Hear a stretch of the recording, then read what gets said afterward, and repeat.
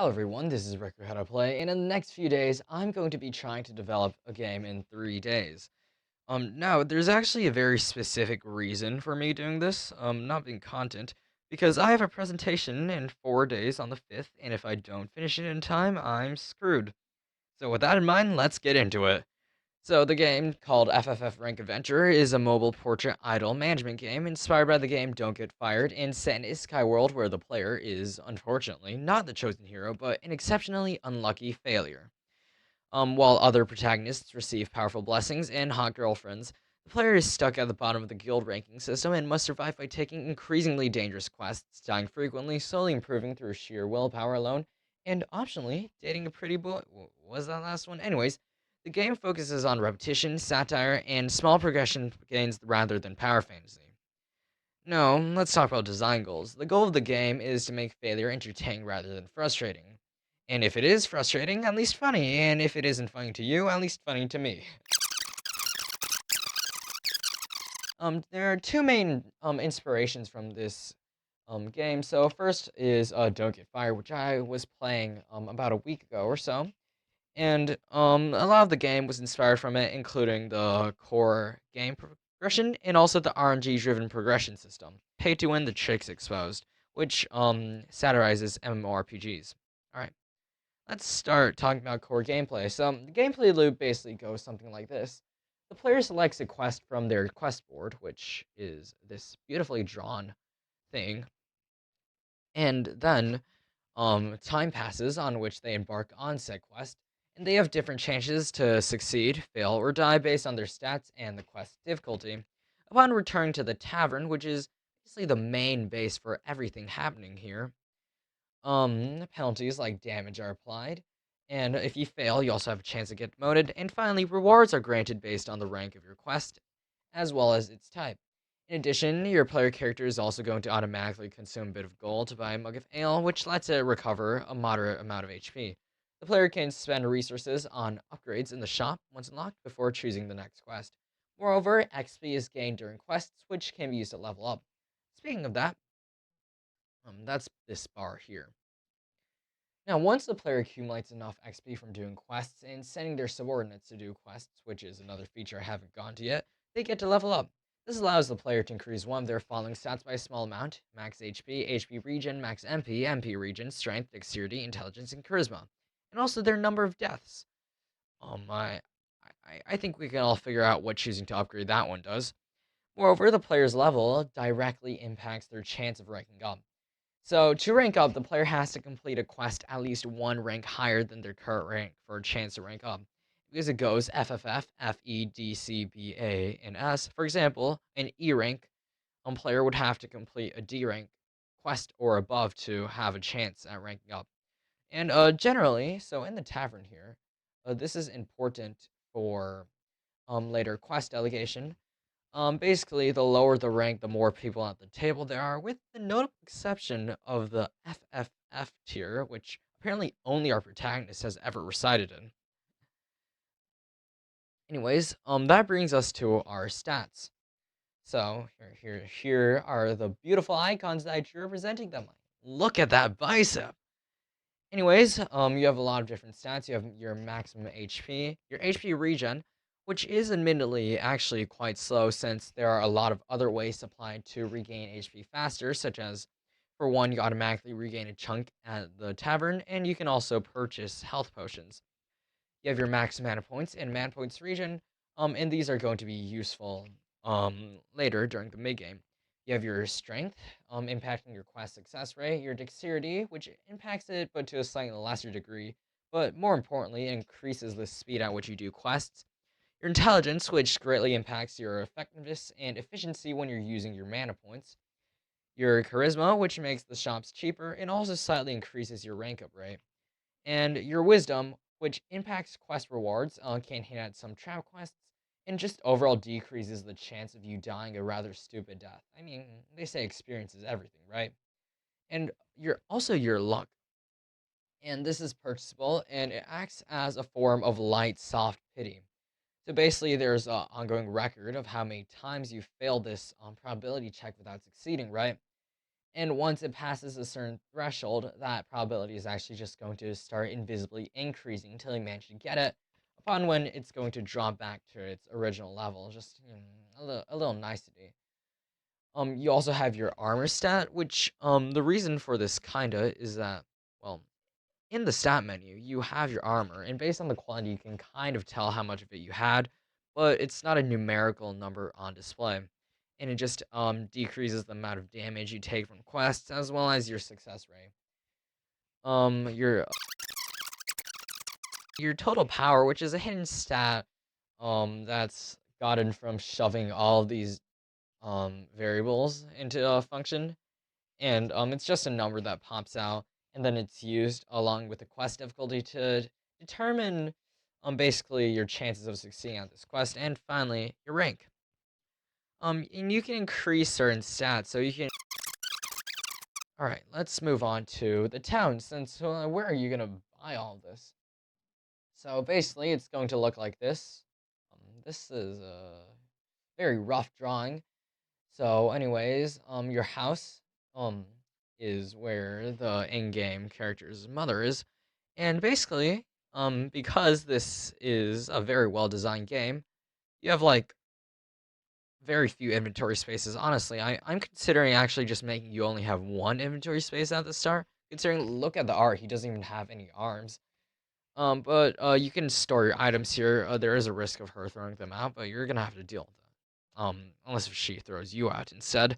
You have your shop with your pretty boy mage, and also your blacksmith slash crafting thing. So basically, you're gonna find this gear during your runs.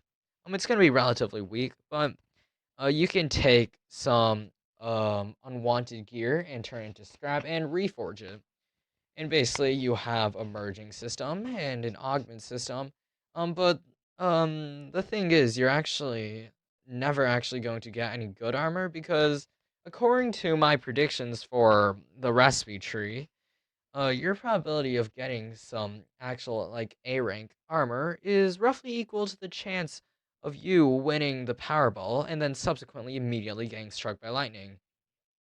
However, there is a great little thing that I plan on adding called an armor guard, and you can buy it for just a few gems, and it basically just decreases the chance of your gear breaking while forging it. And guess what? It actually increases your chances. So now your chances of getting some A rank gear is actually equal to the chances of me getting a girlfriend. Well, wait, no, actually that decreases. Anyways, let's talk about delegating quests. So after you reach rank C, you're going to be able to assign quests to adventurers of lower rank, the peasants below you here, for example. And you're going to be able to collect a cut of the rewards, except for the XP of doing this quest. Um, the only caveat is this also happens to be an excellent way to get yourself fired. If you give your subordinates too much work or too little, or get them killed too much or get them killed too little, I mean, are too nice to them or too mean or just in the middle, that's too bad. Thankfully, the chances of these very unfortunate events occurring will decrease when you increase your charisma and wisdom, and will do so until it actually becomes beneficial for you to, use all the workers at your disposal. And also, as you can see here, there's this teamwork bar here. So basically, if it's at 0, well, that means you're a terrible leader, and therefore you die. If it's at 100, it means you're too nice of a leader, and therefore you're set up to get killed, so that an actual protagonist can go on their revenge arc. And if you're in the middle, I don't know, you're just so boring that the writers forgot about you and accidentally deleted you. Anyways, aside from that, we have mana systems. So it's a mid-game resource that you can use to slightly tweak the odds. So for example, when you cast it prior to a quest, it's going to slightly adjust success and death probabilities by like 0.08%. It's a very big change. The good thing is that you can use mana multiple times, so you can stack that. But each time you use it, it does have a small chance of causing a mana malfunction and immediately killing you the second you step into the range of that quest, but it should be worth it. Also, you can spend it to provide some small buffs to subordinate adventurers while delegating quests. And the effectiveness and efficiency of mana expenditure, as stated before, scales with your intelligence. Alright, let's get into the UI. So for the assets, the game is going to use Cute Fancy UI by Kenmi Art, the entire Minifolks bundle by Leaseek, and two 16 by 16 RPG item packs by Alex's Assets, as shown here, and finally the Fantasy Tile Set, and also its medieval add-on by Ventilator.io. So that's another hole in my wallet. Anyways, this is a UI I have so far. So basically, this is the tavern. The protagonist table is always going to be here in the middle of the screen.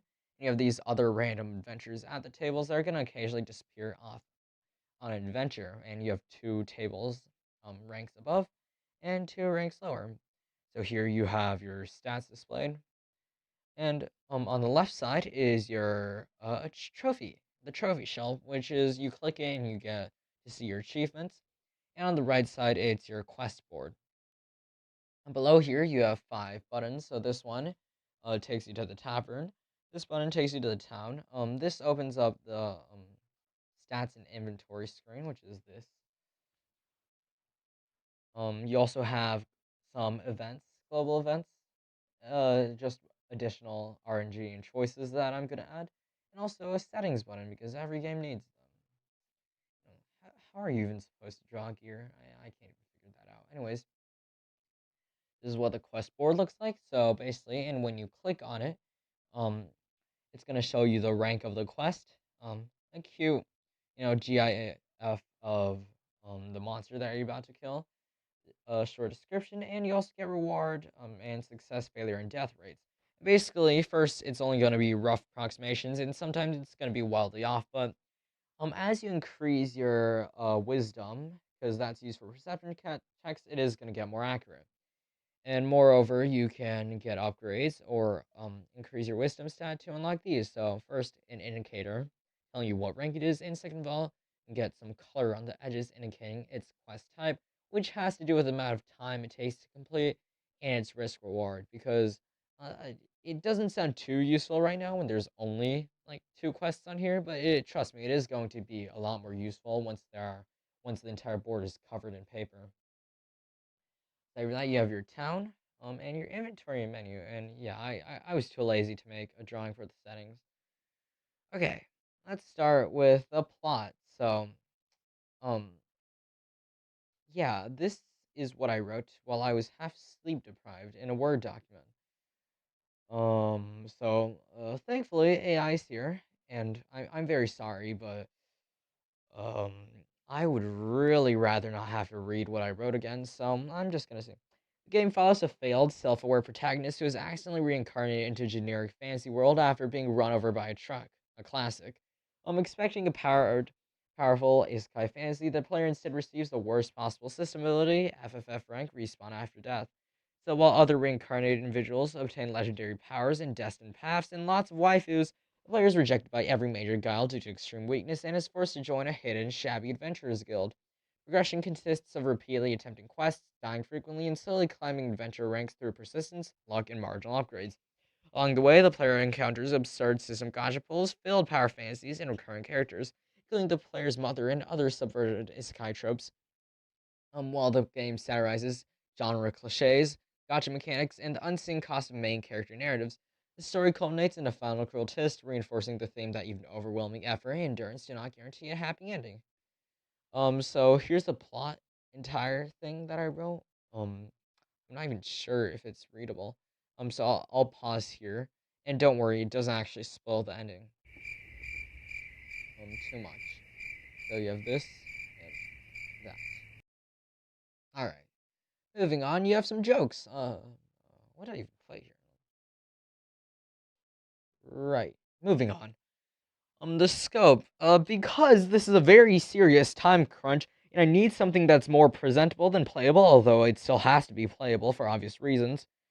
Um, I'm gonna keep some features and put some features for later. So I'm gonna keep the basis of the game, the quest system, rankings, death and demotion, basic resource systems, minus save gems and mana. The UI, simple upgrades, and ending, and some scripted, badly animated narrative events. So if things go well, you're going to get some jankily animated stuff in GDevelop, and it's going to be especially janky because I've never used it before. And If it doesn't go so well, you're gonna get something that I made in Canva. Anyways, excluded from prototype are delegation and subordinate management, advanced mana usage, well, all mana usage in general, fake advertisement system, hard mode, and including AI probability manipulation, armory reforging, and complex item systems, expanded storylines and relationship systems, and full endgame progression beyond S rank. Unfortunately, the second last one also includes dating the pretty boy mage.